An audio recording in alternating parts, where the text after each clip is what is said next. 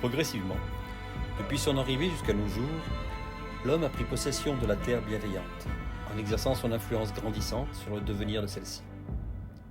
Et si pour quelques instants nous imaginions que notre planète soit un être vivant, capable de ressentir de la joie, de la tristesse, des blessures. Les choix humains, dans son conséquence, ont installé la Terre Gaïa dans un état de souffrance extrême. Depuis plusieurs décennies, nous sommes entrés dans une nouvelle ère géologique, appelée Anthropocène, où, fait nouveau, ce ne sont plus les éléments climatiques ou naturels qui en sont les déclencheurs, mais les traces laissées par les actions impactantes de l'homme sur l'environnement.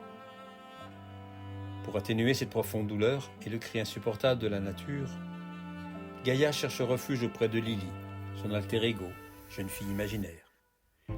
Mais comment trouver un monde meilleur quand de partout à la surface de Gaïa, les espèces menacées d'extinction espèrent trouver un échappatoire, quand les milieux naturels sont ravagés, submergés par des vagues de pollution monstrueuses, quand l'inconnu est source de peur plutôt que d'attention et de compassion, et que l'humain, force invasive autodestructrice, emporte tout ce qui l'entoure dans son inconsciente folie exterminatrice. L'homme, pourtant si petit dans cet univers infiniment grand. Gaïa et Lily cherchent un échappatoire dans la rébellion, l'imaginaire, le rêve, et s'adressent à nous espérant éveiller une prise de conscience.